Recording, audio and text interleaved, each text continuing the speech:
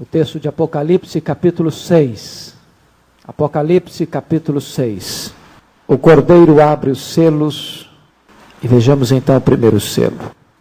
Vi quando o Cordeiro abriu um dos 7 selos e ouvi um dos 4 seres viventes dizendo, como se fosse voz de trovão, vem. Vi então, e eis um cavalo branco, e o seu cavaleiro com um arco, e foi-lhe dada uma coroa, e ele saiu vencendo e para vencer. Quando abriu o segundo selo, ouvi o segundo ser vivente dizendo, vem, e saiu outro cavalo vermelho, e ao seu cavaleiro foi-lhe dado tirar a paz da terra, para que os homens se matassem uns aos outros. Também lhe foi dada uma grande espada. Quando abriu o terceiro selo, ouvi o terceiro ser vivente dizendo, vem. Então vi, e eis um cavalo preto, e o seu cavaleiro com uma balança na mão. E ouvi uma como que voz no meio dos 4 seres viventes, dizendo, uma medida de trigo por 1 denário, 3 medidas de cevada por 1 denário, e não danifiques o azeite e o vinho.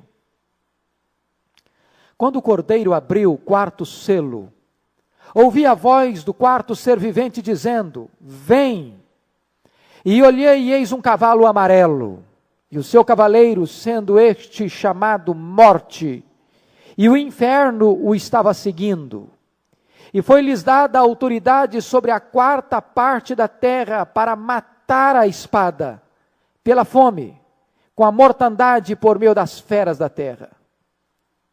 Quando ele abriu o 5º selo, vi debaixo do altar as almas daqueles que tinham sido mortos por causa da palavra de Deus e por causa do testemunho que sustentavam. Clamaram em grande voz dizendo, até quando, ó Senhor, soberano, santo e verdadeiro, não julgas, nem vingas o nosso sangue dos que habitam sobre a terra? Então a cada um deles foi dada uma vestidura branca, e lhes disseram que repousassem ainda por pouco tempo, até que também se completasse o número dos seus conservos e seus irmãos, que iam ser mortos, como igualmente eles foram. Vi quando o Cordeiro abriu o 6º selo, e sobreveio grande terremoto. O sol tornou-se negro como saco de crina, a lua toda como sangue. As estrelas do céu caíram pela terra como a figueira, quando abalada por vento forte deixa cair os seus figos verdes. E o céu recolheu-se como um pergaminho quando se enrola. Então todos os montes e ilhas foram movidos dos seus lugares. Os reis da terra, os grandes, os comandantes, os ricos, os poderosos, e todo escravo e todo livre se esconderam nas cavernas e nos penhascos dos montes. E disseram aos montes e aos rochedos, caí sobre nós, e escondei-nos da face daquele que se assenta no trono e da ira do Cordeiro, porque chegou o grande dia da ira deles. E quem é que pode suster-se? Eu queria meditar com os irmãos nesta noite sobre o tema a abertura dos 7 selos. A abertura dos 7 selos. Até aqui, o livro de Apocalipse é como que uma preparação para o começo dos juízos de Deus sobre a terra. Vimos até aqui o Cristo glorificado no meio da igreja, andando no meio da igreja, para sondar a igreja, para corrigir a igreja, para encorajar a igreja. Vimos no capítulo 4 que Deus está no trono, o Criador do universo, e Ele é adorado pela igreja e pelos anjos.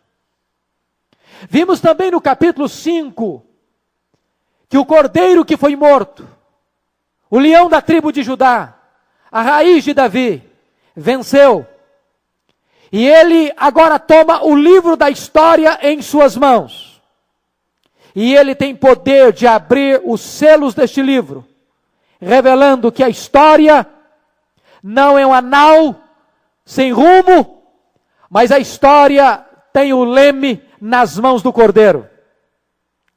E tanto o Criador, no capítulo 4, quanto o Redentor, no capítulo 5, estão sendo exaltados, glorificados pelos anjos, pela igreja e por todo o universo.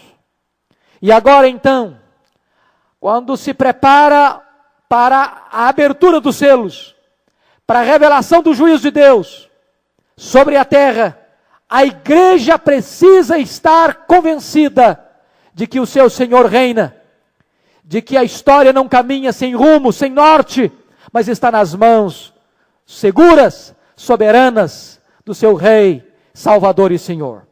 O que vai acontecer daqui para frente é que o juízo de Deus virá sobre a terra. E a abertura desses 7 selos, como já abordamos na primeira e na segunda aula deste livro de Apocalipse, compreende todo o período da igreja, desde a ascensão de Cristo até a sua segunda vinda. Se você perceber, à medida que os selos vão sendo abertos no céu, efeitos tremendos acontecem na terra, porque os céus dirigem a terra. Lá estão as causas, aqui na terra estão os efeitos, estão as consequências.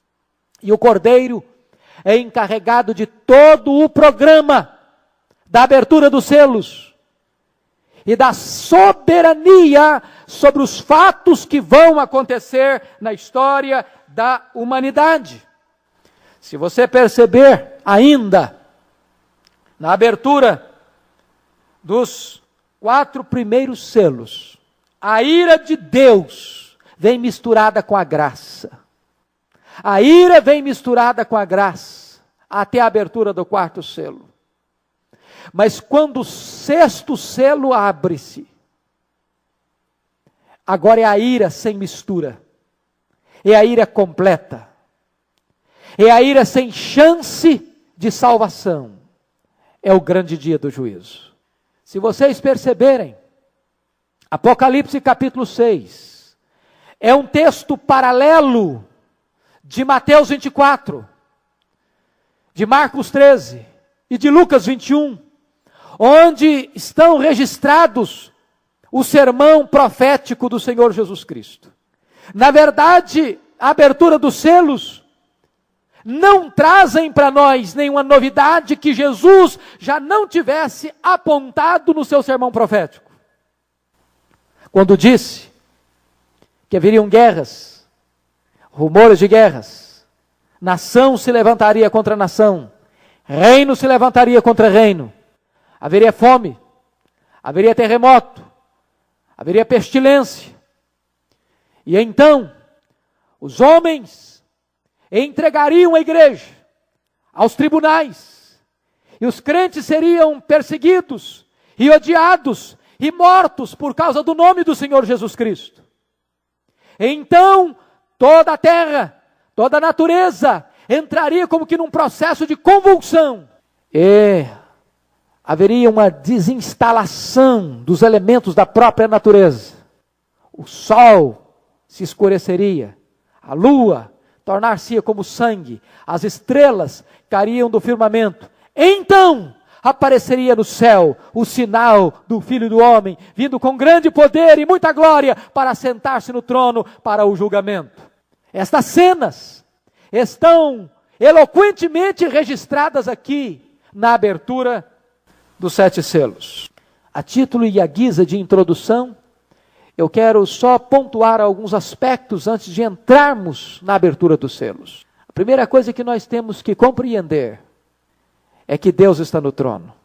Como é maravilhoso que Deus não deixou que os selos fossem abertos, as trombetas fossem tocadas e as taças do juízo fossem derramadas, sem antes informar a igreja de que Ele, Deus, está no trono, de que Ele reina, e de que o livro da história está nas mãos do Cordeiro que venceu.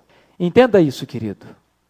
Por mais turbulenta que seja a história, por mais dramática que seja a situação do mundo, Deus continua no trono. Segunda coisa que chama a sua atenção: quem tem o livro tem o controle. Quem tem o livro nas mãos tem o controle. Quem abre os selos é o Cordeiro. Ou seja, os eventos, os fatos, os acontecimentos só se darão porque o Cordeiro toma a iniciativa. As coisas não acontecem ao arrepio da vontade do Cordeiro, às expensas da vontade do Cordeiro. Ele tem o controle, ele está no trono e o livro está nas suas mãos, e ele é quem abre os selos. O Cordeiro governa. Terceiro aspecto: os eventos do juízo não acontecem sem seu conhecimento, sem sua permissão e sem o seu controle. Até mesmo a tortura e o massacre e o martírio dos cristãos, até quando os crentes estão sendo mortos, torturados e passando pelo vale do martírio, o Cordeiro ainda está no controle. Ele sabe quando é que deverá parar. Ele conhece o número daqueles que hão de ser martirizados. E quando esse número se completar, o Cordeiro vai dizer: basta, o mundo já está maduro para o juízo. E o último ponto que eu chamo a sua atenção à guisa de introdução é que todo o universo está sob a autoridade do Cordeiro e serve aos seus propósitos. Quando o sol escurece, quando a lua se transforma como que em sangue, quando as estrelas caem, quando os montes se abalam, quando o céu se enrola com o pergaminho, quando os homens entram em convulsão social, matando-se uns aos outros, isso significa que tudo está sob o controle do Cordeiro para o cumprimento do seu propósito soberano. Então, diante disso, podemos entrar e olhar o que acontece na abertura dos selos. Então, com a sua Bíblia aberta, vamos acompanhar. O primeiro selo é aberto. Versículo 2: Então vi e eis um cavalo branco, e o seu cavaleiro como um arco, e foi-lhe dado uma coroa, e saiu vencendo e para vencer. Quando abriu-se o primeiro selo, João vê um cavalo branco, e seu cavaleiro com um arco. Foi-lhe dado uma coroa, e ele saiu vencendo e para vencer. Eu quero lhes dizer, irmãos, que os estudiosos do livro do Apocalipse entendem que este verso é o verso mais difícil de se interpretar no livro. É tão difícil de interpretar quem é este cavalo branco e quem é este cavaleiro, que vai abrir essa parada, esta corrida dos cavalos e de seus cavaleiros para dentro da história, que alguns historiadores classificam este cavalo e este cavaleiro como o anticristo, e outros o caracterizam como Cristo. Vejam vocês que a imagem, a figura, sugere posições tão antagônicas, tão contraditórias. Quem é este cavalo branco? Quem é este cavaleiro que monta este cavalo branco? Eu vou lhes dar 4 possibilidades, e depois dizer aquela que eu creio ser a mais coerente. Adolf Paul, um comentarista alemão de grande envergadura, bem como um dos maiores comentaristas bíblicos da atualidade, Warren Wiersbe, olhando para esse cavalo branco e para o seu cavaleiro, entendem que esse cavalo e o seu cavaleiro representam o próprio anticristo. E a tese que usam é de que o livro de Apocalipse usa imagens duplas para fazer contrastes, como por exemplo, as duas mulheres. A mulher do Apocalipse 12, que é a igreja, para logo em seguida vir a meretriz, a prostituta. O contraste. Ou as duas cidades, a cidade de Jerusalém, a Nova Jerusalém, e a Babilônia, a cidade corrompida, a mãe das meretrizes. Ou o contraste entre Cristo e o anticristo. Assim, esses intérpretes entendem que o cavalo branco aqui seria uma inocência encenada, fingida, uma luz falsa, O anticristo se apresentando como o deslumbrador, apresentando-se inicialmente como pacificador, como aquele que inicialmente vai ter estupendas vitórias e parecer irresistível ao ponto de levantar-se uma pergunta: quem é como a besta? Quem pode lutar contra ela? E ela lutará contra os santos e prevalecerá contra eles, no sentido de levá-los ao martírio. Dizem eles ainda, esses intérpretes, que esta figura do anticristo se faz entender aqui, porque a ordem para que este cavalo marche na sua corrida, na direção da história, vem do próprio Cordeiro. E é o Cordeiro, então, que faz com que o anticristo saia da obscuridade e se revele, arranque o seu manto de ovelha e mostre que lobo terrível ele é. Mas, pessoalmente, não concordo que esta tese seja mais plausível. Então vem uma segunda possibilidade, defendida por William Barclay, por Júlio Andrade Ferreira, já contemporâneo nosso, falecido há bem pouco tempo, muitos aqui o conheceram, quando diz que o cavalo branco seria uma referência ao poderio militar que conquista o mundo.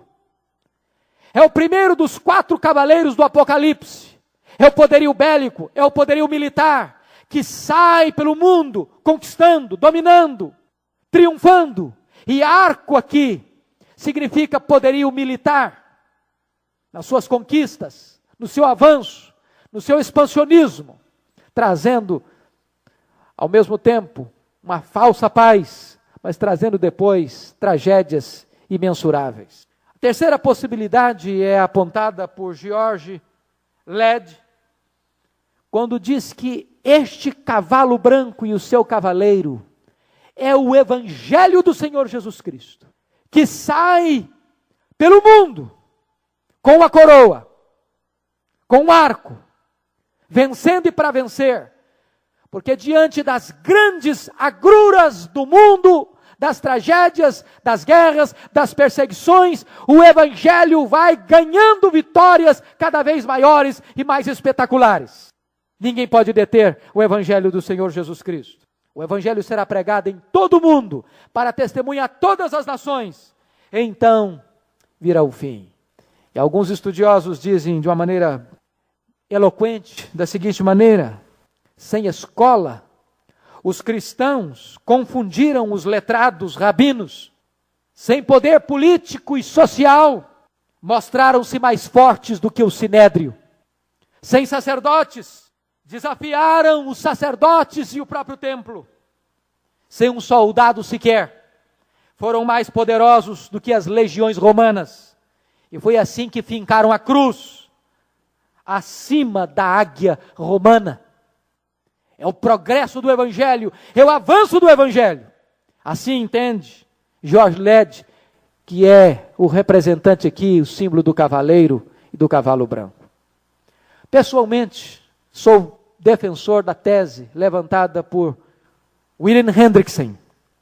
William Hendrickson entende que o cavalo branco e o seu cavaleiro não é outra pessoa senão o próprio Senhor Jesus Cristo. E eu penso que esta tese é mais coerente com o livro todo, e eu vou lhe dizer por quê. Se você perceber, logo que o cavalo branco parte para a sua jornada, em seguida lhe é acompanhado, vai acompanhando a ele o cavalo vermelho, que é o símbolo da guerra. Onde Cristo chega, com a sua vitória, chega também a perseguição a Cristo e a sua igreja. E este é um fato histórico inquestionável. Segundo, as expressões usadas não poderiam referir-se a outra pessoa, a não ser o próprio Cristo. Cavalo branco e branco, tendo uma coroa, saiu vencendo e para vencer. Essas 4 expressões, branco, coroa, vencendo e para vencer, não pode ser aplicada a não ser ao Senhor Jesus Cristo.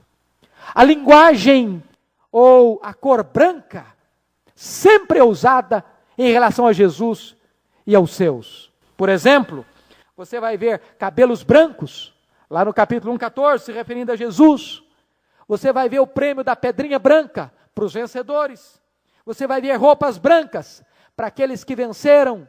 Você vai ver uma nuvem branca representando Jesus voltando. Você vai ver cavalos brancos para aqueles que vêm na gloriosa vitória de Jesus. E você vai ver o trono branco se estabelecendo onde Jesus se assenta. E ele saiu vencendo e para vencer. Portanto, não se aplica estas expressões ao diabo, muito menos ao anticristo. Outra coisa, esta figura representando a Jesus está de acordo com o conteúdo geral do livro de Apocalipse, que mostra a vitória de Jesus Cristo e da sua igreja. Esta é a mensagem central do livro de Apocalipse. Portanto, o cavalo branco certamente representa Jesus, até porque não há nenhum juízo atrelado ao cavaleiro branco. Ainda mais, cremos que é Jesus, a figura aqui do cavaleiro branco, porque em Apocalipse capítulo 19, versículos 11 a 16, nós encontramos a segunda vinda de Jesus sendo descrita com Jesus, o Rei dos Reis, o Senhor dos Senhores, a palavra de Deus, a fiel testemunha, com as suas vestes tintas de sangue, montado num cavalo branco, saindo para vencer. Então, não poderíamos entender que o livro de Apocalipse usaria duas figuras iguais para personagens tão antagônicos. O primeiro cavaleiro, então, é o próprio Jesus Cristo, que sai à frente, vencendo, triunfando, através do seu evangelho glorioso e redentor. Mas veja você, por favor, o verso de número 3 e 4. Quando abriu o segundo selo, ouvi o segundo ser vivente dizendo: vem. Saiu outro cavalo, o cavalo vermelho, e ao seu cavaleiro foi-lhe dado tirar a paz da terra, para que os homens se matassem uns aos outros. Também lhe foi dado uma grande espada. Quem é esse cavalo? Quem é este cavaleiro? E aqui não temos dúvidas de que aqui o cavalo vermelho representa a perseguição ao povo de Deus ao longo dos séculos. Meus amados irmãos, aqui está o começo da história de perseguição, de tortura à igreja de Deus. Guerras, rumores de guerras, nações contra nações, reino contra reinos, mas não apenas no que concerne a guerra genérica e geral, mas sobretudo aquela perseguição que se concentra contra a igreja de Deus. Vos perseguirão, vos prenderão, vos matarão por causa do meu nome. E quantas terríveis perseguições pelas mãos do Império Romano, nos primeiros séculos, pelas mãos da Inquisição, na Idade Média. Brutal perseguição no período da pré-reforma, quando alguns nossos irmãos foram queimados vivos, como John Hus, outros esquartejados. Perseguição no período da pós-reforma, como aconteceu na França, quando Catarina de Médici provoca um banho de sangue na Inglaterra, mormente na fatídica noite de São Bartolomeu. Perseguições crudelíssimas na Inglaterra, com Maria Tudor. Perseguições brutalíssimas, crudelíssimas, no período do nazismo, do fascismo, do comunismo. E vocês bem sabem, eu estou certo disso, de que a maior quantidade de mártires do cristianismo, de toda a história da igreja, está no século XX. Mais pessoas morreram por Cristo no século XX do que em toda a história pregressa. É o cavalo vermelho, que sai na sua cavalgada, fazendo trepidar a terra. Isso está de acordo, queridos, quando se abre o quinto selo, o que é que você vê? Você vê a alma daqueles que foram decapitados, daqueles que foram martirizados, nestas sangrentas perseguições. Suas almas estão no céu, clamando por justiça. E se você perceber, diz o texto, que foi dada a este cavaleiro uma grande espada.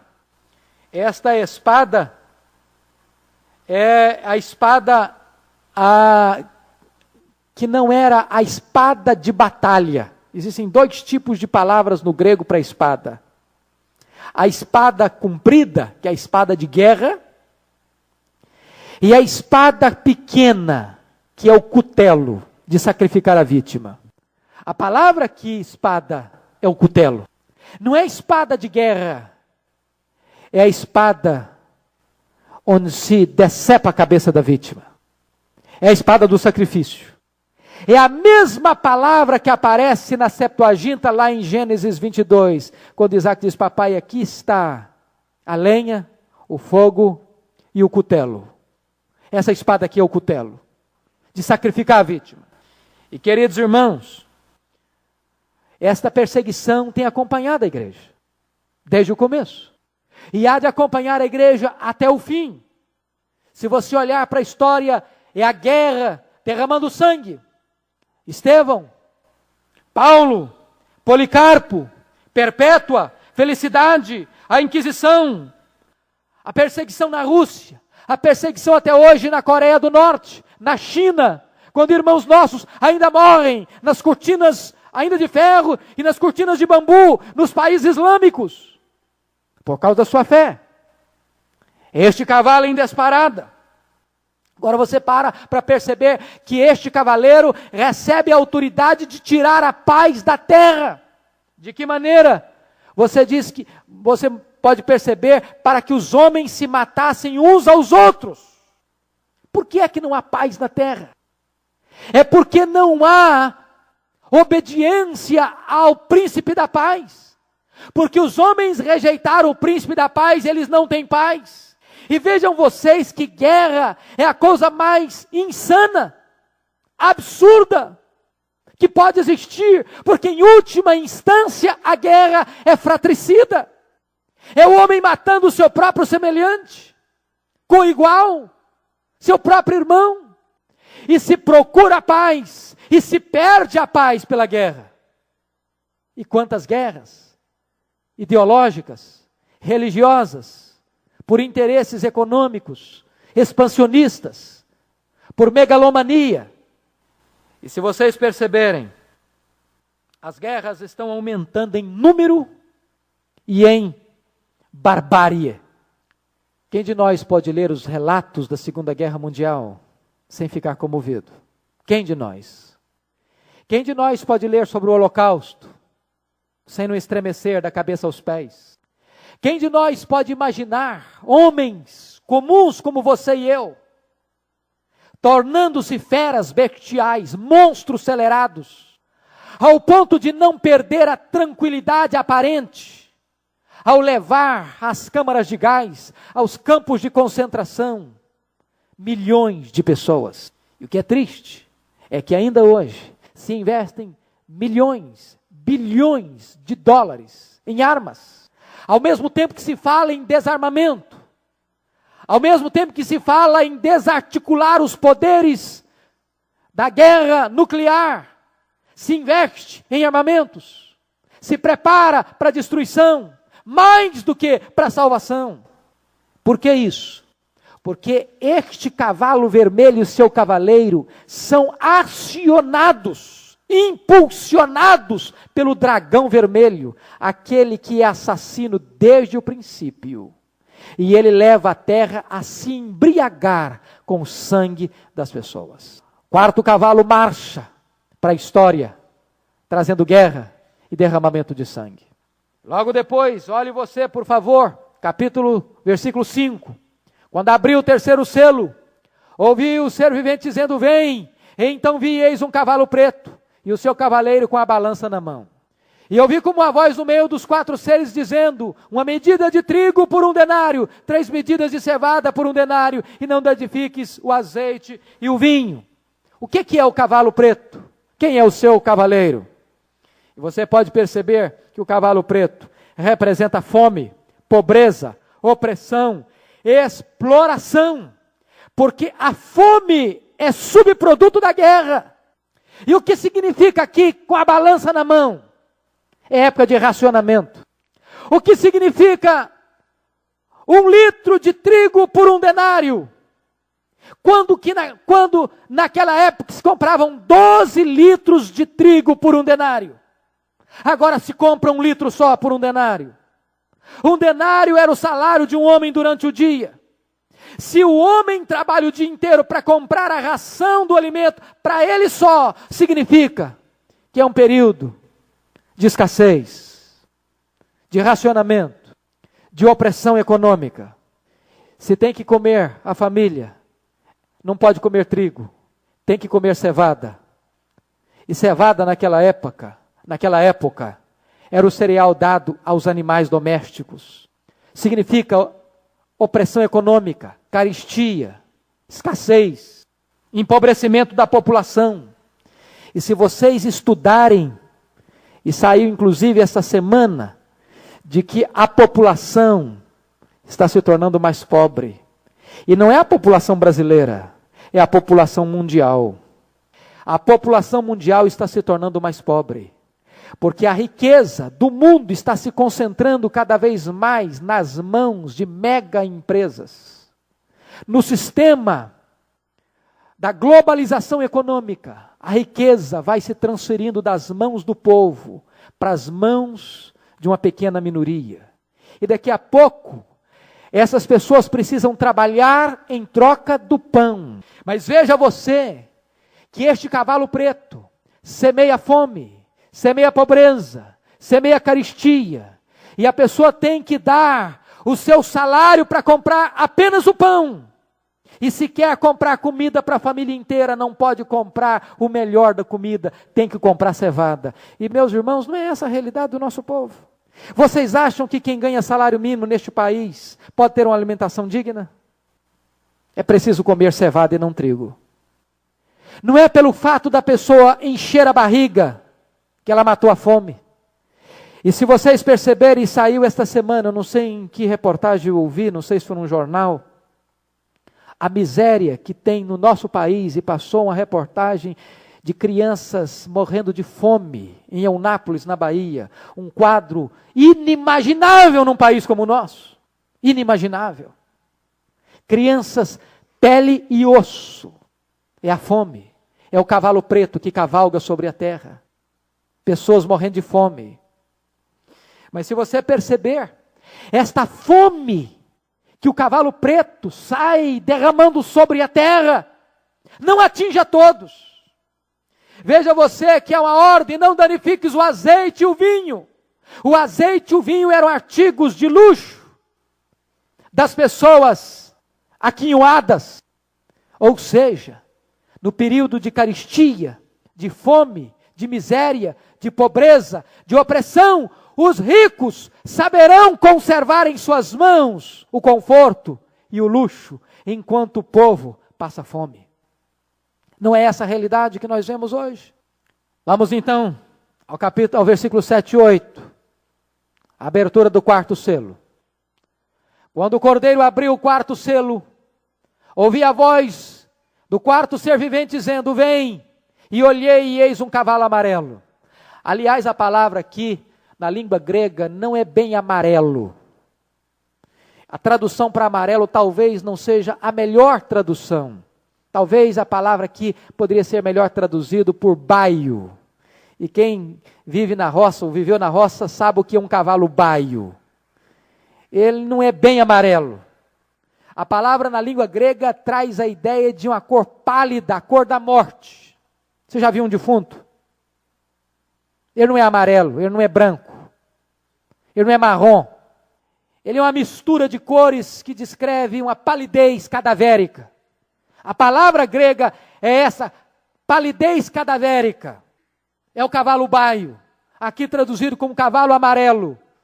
E diz o texto: e o seu cavaleiro, sendo ele chamado Morte, e o inferno estava seguindo, e foi-lhe dada autoridade sobre a 4ª parte da terra, para matar a espada pela fome, com a mortandade por meio das feras da terra.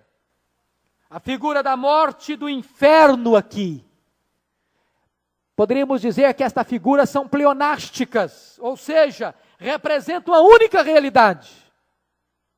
Ou seja, o Hades, o inferno, sempre vem atrás da morte. A morte derruba e o inferno recolhe os mortos. A morte pede o corpo enquanto Hades, o inferno, reclama a alma do morto. Agora, irmãos, preste atenção num fato precioso aqui do texto. Por favor, entenda isso aqui.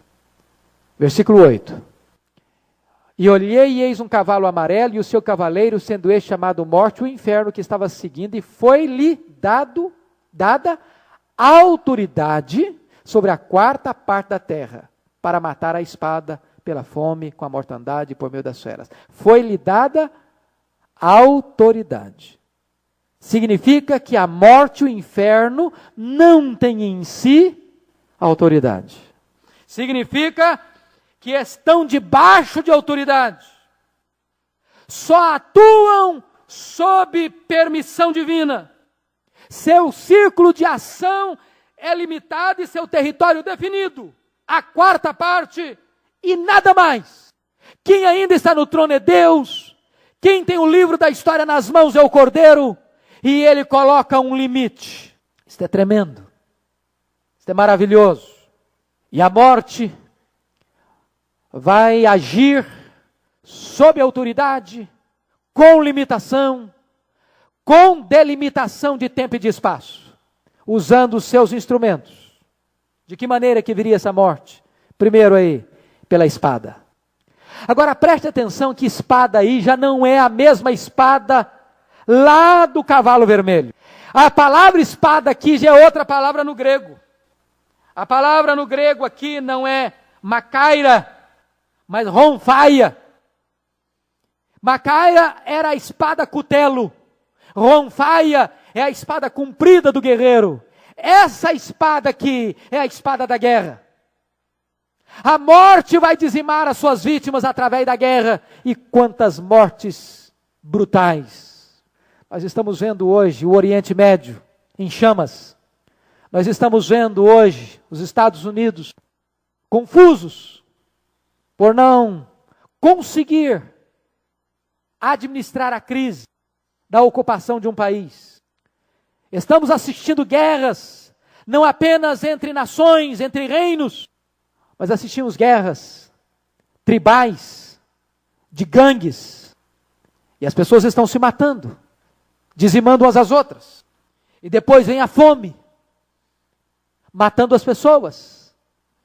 E depois vem a pestilência, se você perceber a palavra mortandade aí, que está no seu texto, no versículo de número 8, esta palavra mortandade, ela deve ser e pode ser traduzida melhor, mais especificamente por pestilências.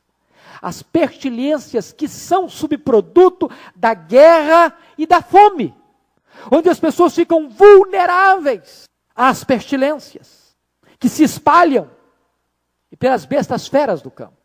Então você está percebendo o seguinte, que esta cavalaria do Apocalipse, esses 4 cavaleiros do Apocalipse, primeiro o Cordeiro de Deus saindo para vencer com o Evangelho, mas atrás do Cordeiro vem um séquito com os cavalos vermelho, preto e baio, trazendo a guerra, trazendo a fome, trazendo a morte, trazendo a assolação. Este é o drama da história da humanidade.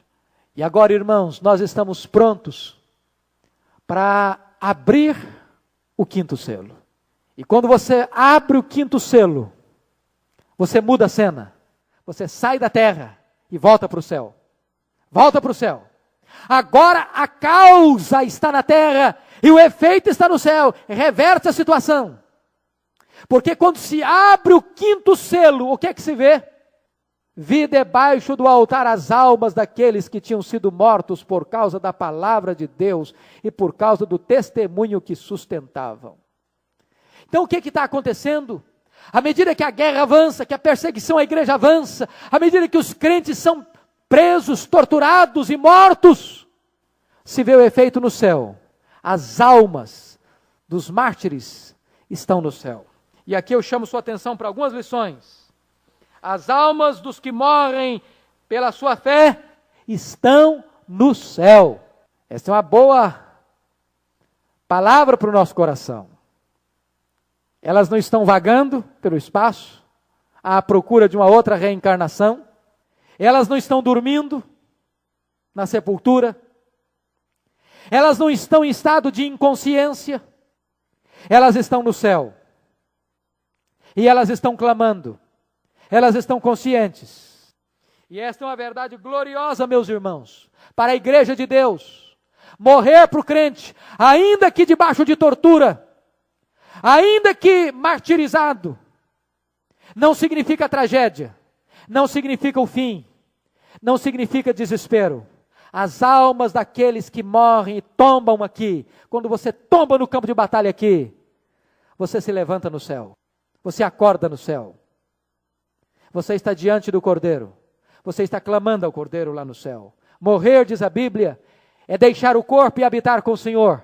Morrer é partir para estar com Cristo, que é incomparavelmente melhor. A morte não pode nos separar de Deus, diz o apóstolo Paulo aos Romanos.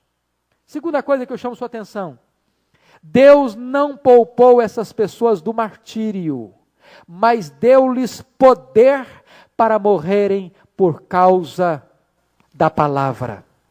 Preste atenção nisso. Você já perguntou isso algumas vezes? Por que Deus permite um filho dele morrer?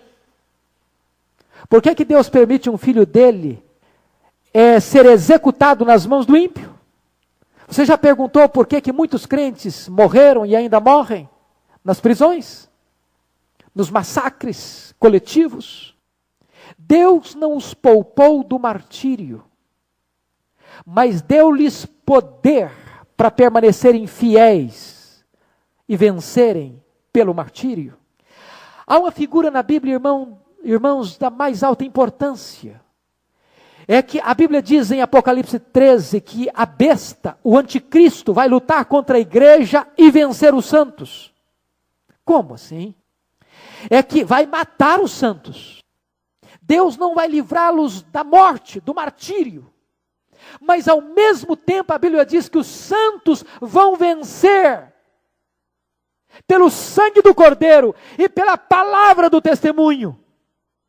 Ou seja, quando a igreja tomar a posição de morrer, em vez de se tornar apóstata, de morrer em vez de negar a Jesus, os inimigos de Deus vão matar a igreja, mas a igreja vai vencer os inimigos de Deus, porque preferirá a morte à apostasia.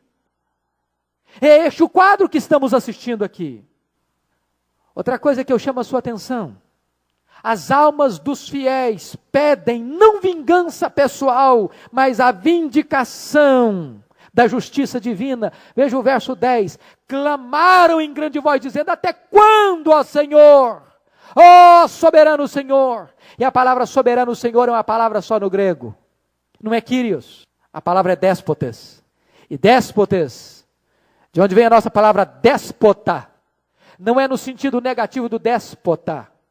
É no sentido de que ele é absolutamente soberano. Está acima de qualquer outra autoridade. E essas almas estão clamando por vingança. Até quando, ó soberano Senhor santo e verdadeiro, não julgas nem vingas o nosso sangue dos que habitam sobre a terra?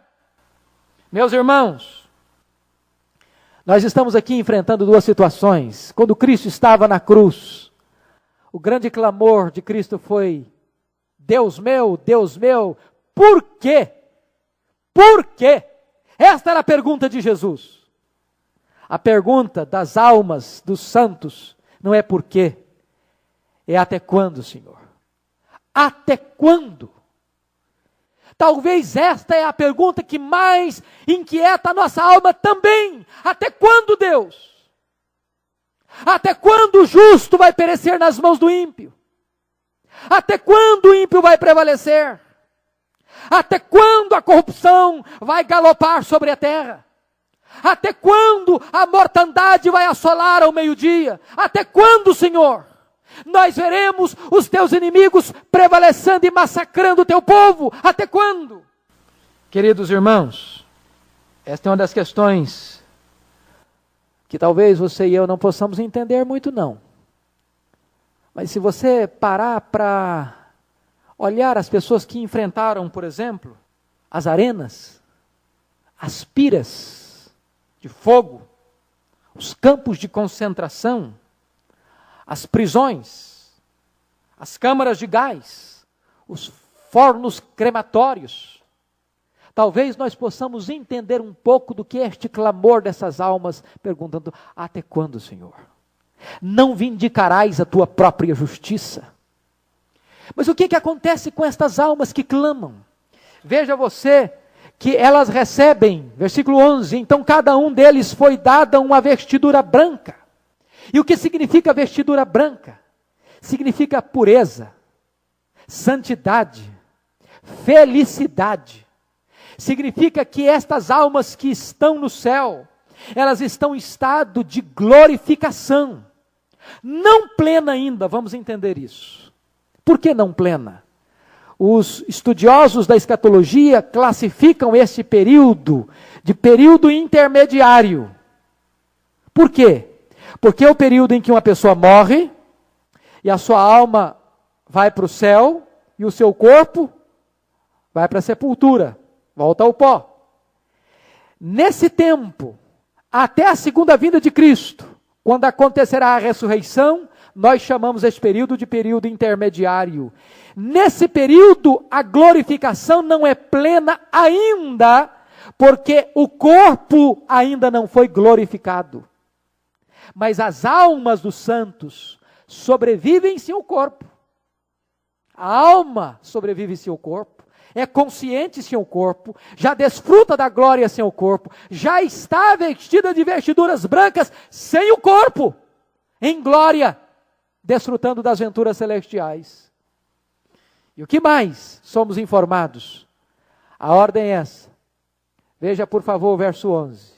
E lhes disseram que repousassem ainda por um pouco, até que também se completasse o número dos seus conservos e seus irmãos que iam ser mortos, como igualmente eles foram. Veja bem que eles deveriam repousar. Repousar não é dormir, não é estar em estado de inconsciência. Repousar é a mesma linguagem de Apocalipse, capítulo 13 e 14. Bem-aventurados aqueles que desde agora morrem no Senhor, para que descansem das suas fadigas. Não tem mais fadiga, não tem mais dor, não tem mais cansaço, não tem mais enfermidade, não tem mais luto. Agora, queridos, eu quero terminar esse ponto dizendo uma coisa para mim maravilhosa. Há um limite para essa enxurrada de injustiça. Louvado seja Deus. O Senhor olha para aquelas almas que clamam por justiça no céu e dizem: descansem, descansem, porque eu tenho o tempo certo para fechar a cortina da história, para marcar o dia do juízo, para estancar este fluxo, essa enxurrada de violência. Quando o número dos mártires estiver completado, quando a máquina da impiedade estiver na sua ação plena, e os ímpios e os maus estiverem achando que estão na plenitude da sua força e do seu poder, quando o sangue da igreja estiver embebedando a terra, Deus então vai dizer: basta, chega, chegou o dia do juízo. É Deus quem vai definir esse dia. Esse dia não é o acaso que vai defini-lo. Esse dia é a mão do Cordeiro que está reinando, que vai dizer: chegou a hora, é o dia do juízo. Que coisa tremenda, irmãos. Que coisa tremenda. Podem ter certeza. O número dos mártires ainda não terminou. Quem sabe Deus ainda vai chamar alguns de nós para essa experiência. E não pensem vocês que cristianismo é colônia de férias. Paulo diz que foi nos dada a graça não apenas de crer em Cristo, mas também de sofrer por amor a Cristo. E Paulo entendia muito bem isso. Quando ele diz: completei a carreira, combati o bom combate, completei a carreira, guardei a fé. Já o meu corpo está sendo oferecido como libação. Eu estou pronto a ser oferecido como sacrifício. Este era o entendimento do apóstolo Paulo. Este é o entendimento de qualquer cristão que realmente creu verdadeiramente no Senhor Jesus. se preciso for. Ele está pronto a ser fiel até a morte. Selar o seu compromisso com a morte, se preciso for, até que o número desses mártires seja completado. Então, o Cordeiro dirá: basta, chegou o dia do juízo. Mas eu termino. O quinto selo foi o clamor no céu das almas dos mártires. Mas vamos ver o sexto selo, irmãos. O sexto selo, o clamor não é no céu. O sexto selo, o clamor é na terra. Meus irmãos, essa é uma das cenas mais tremendas da história, e eu chamo a sua atenção para ele, nos versos 12 a 17. Vi quando o Cordeiro abriu o sexto selo, e sobreveio o grande terremoto. O sol se tornou negro como saco de crina, a lua toda como sangue, as estrelas caíram pela terra como figueira, quando abalada por vento forte deixa cair os seus figos verdes. E o céu recolheu-se como um pergaminho quando se enrola. Então todos os montes e ilhas foram movidos dos seus lugares. Os reis da terra, os grandes, os comandantes, os ricos, os poderosos, e todo escravo e todo livre, se esconderam nas cavernas e nos penhascos dos montes, e disseram aos montes e aos rochedos: caí sobre nós, e escondei-nos da face daquele que se assenta no trono e da ira do Cordeiro. Porque chegou o grande dia da ira deles, e quem é que pode suster-se?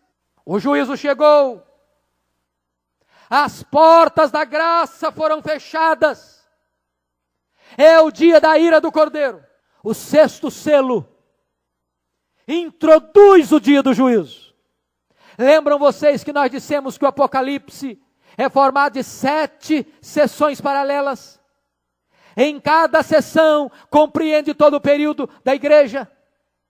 Pois bem, meus irmãos, nós estamos diante do quadro do juízo final agora.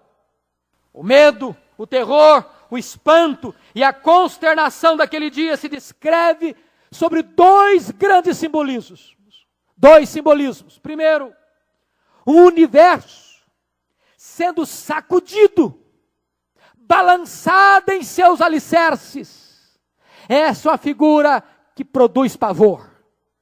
É um simbolismo que gera medo. O segundo símbolo, os homens completamente aterrorizados, tentando se esconder. O que é que João quer dizer com isso? Meus irmãos, não nos esqueçamos de que isto é um símbolo. E eu quero que vocês prestem atenção, que a lição, a mensagem central deste símbolo é a seguinte: o universo está sendo abalado.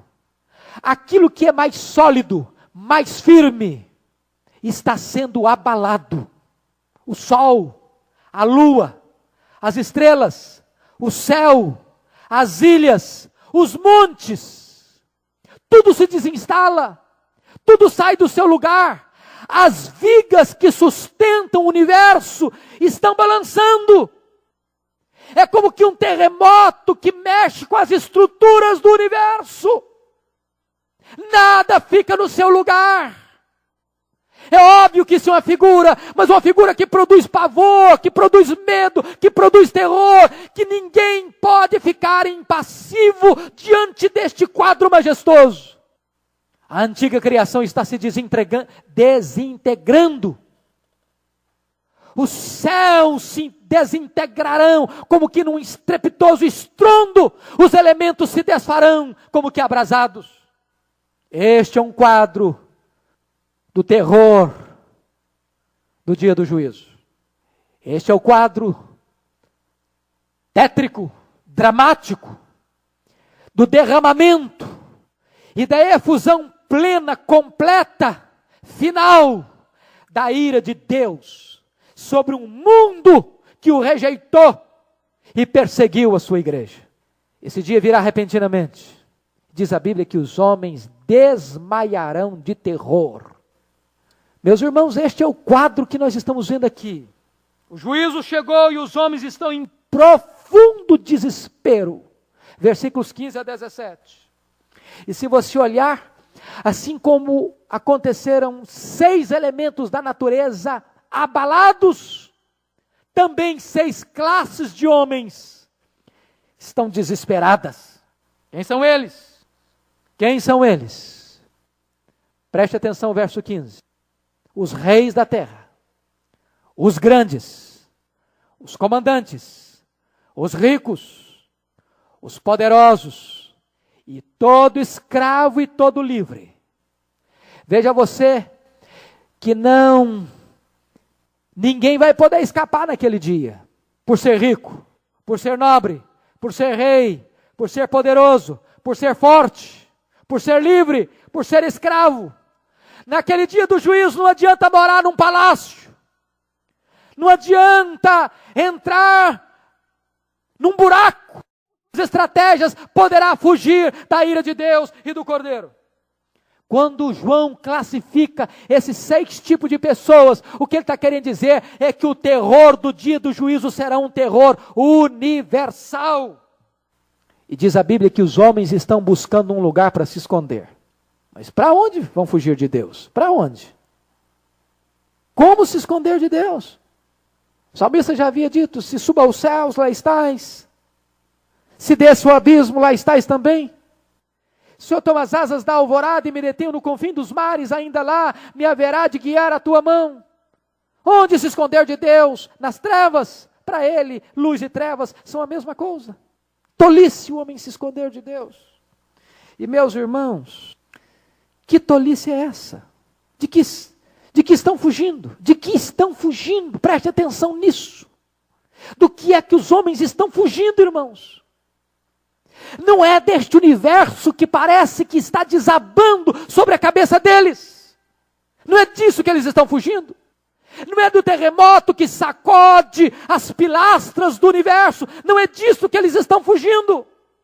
Do que é que eles estão com medo? Da morte? Não, não é da morte que eles estão com medo. Eles querem fugir pela morte. O que mais os homens temem é a manifestação plena de Deus na sua ira. Eles fogem de Deus. E aqui está o caráter mais perverso do pecado. Porque o pecado leva o homem a tentar fugir de Deus o tempo todo. Quando o homem não poderá fugir de Deus no dia do juízo. A Bíblia diz que nem a morte poderá ser encontrada por esses homens. Eles encontrarão o juízo de Deus. Nem a riqueza, nem a posição. Chegou o dia do juízo. Agora não tem mais chance. Agora não tem mais oportunidade. Agora não tem mais arrependimento. Agora a porta está fechada. Agora é o momento de enfrentar o Cordeiro na sua ira. O Cordeiro doce.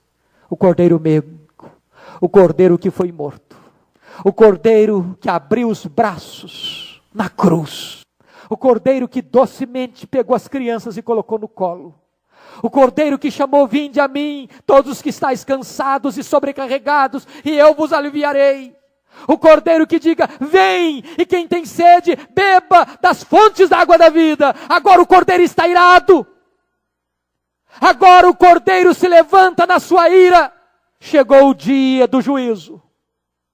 E a pergunta dos desesperados, dos que estão nas cavernas, dos que estão tentando fugir de Deus, a pergunta deles é esta que está aí no final do capítulo 6. E quem é que pode suster-se? Porque chegou o grande dia da ira de Deus e do Cordeiro. Quem é que pode manter-se de pé diante da ira de Deus? Quem é?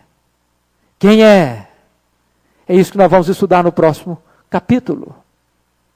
Os ímpios certamente não poderão. Certamente não poderão.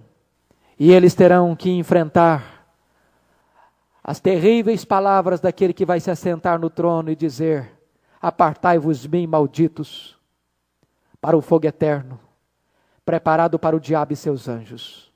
Eu nunca vos conheci, apartai de mim, vós os que praticais a iniquidade. Meu irmão, meu amigo, o dia do juízo se aproxima. Hoje, ainda é o dia da graça.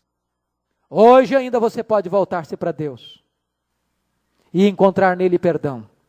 Será que você não quer vir a Cristo nesta noite? Será que você não quer correr para Jesus como cidade refúgio nesta noite? Para não ter que tentar se esconder nas cavernas no dia do juízo e não poder fugir de Deus? Eu queria que você baixasse a sua cabeça neste momento, que você meditasse profundamente na sua vida. Nós não estamos em tempo, irmãos, de vivermos a vida sem reflexão. O dia do juízo se aproxima. Sarah Poltrocaley, num de seus hinos, disse: noite eterna se aproxima, tenebrosa em seu horror, clama, avisa os infelizes, insta-os para o Salvador. Resplandeçam nossas luzes através do escuro mar, pois nas trevas do pecado almas podem naufragar. Nesta noite você quer colocar sua vida diante de Deus e recebê-lo como seu Salvador, como seu Senhor? Se você deseja, com seus olhos fechados, levante uma das suas mãos. Eu quero orar por você nesta hora. Se você deseja fazer esta decisão por Jesus, mesmo assentado, levante uma das suas mãos. Eu quero orar por você. Amém. Amém. Amém. Há mais alguém? Há mais alguém?